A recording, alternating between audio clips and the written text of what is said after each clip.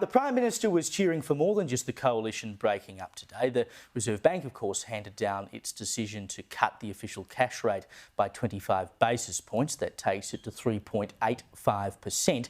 Governor Michelle Bullock said it wasn't an easy decision with so many unpredictable factors like trade wars flying around. The key point about the situation we're in is it's not just uncertain, it's actually unpredictable. I'm not putting a strong possibility on a really, really bad outcome, but I think we have to be alert that there might be. I'm joined now by Judo Bank Chief Economist Warren Hogan. Warren, if we didn't have the Trump tariffs, would we have had this rate cut, do you think? Look, I think the global scene has certainly made it a lot easier for the board today.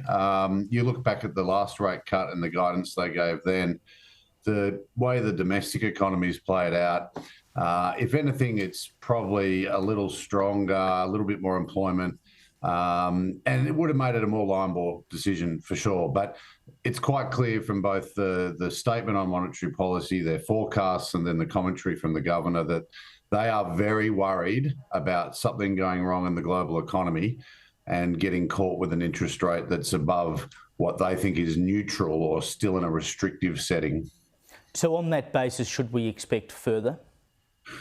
Well, I think that's the guidance that they've given. I think the governor's made it pretty soft guidance in the sense that they're forecasting inflation pretty much from now being close to target, and they're factoring in the market expectation for the cash rate to come down at least 3 more times.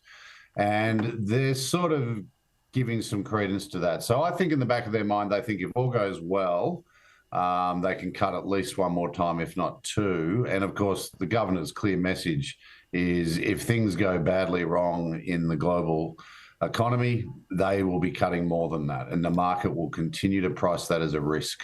Well, exactly how hard and fast would they cut? Because, of course, the risk is last time we ended up in a global problem, which, of course, was COVID, we cut really hard and then ended up with large inflation.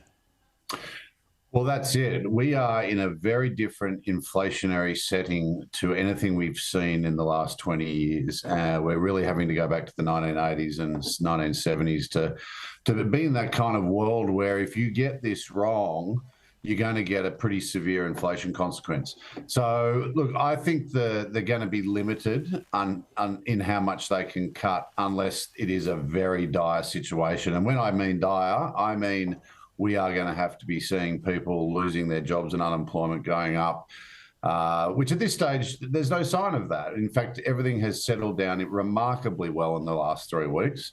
And of course, we still do have this inflation and we have an economy producing jobs, albeit a lot of them public sector, but that is income out there. So I think for the time being, the best way to think about interest rates is they can come down a little bit more, but the Reserve Bank's ready to move more aggressively if things go wrong.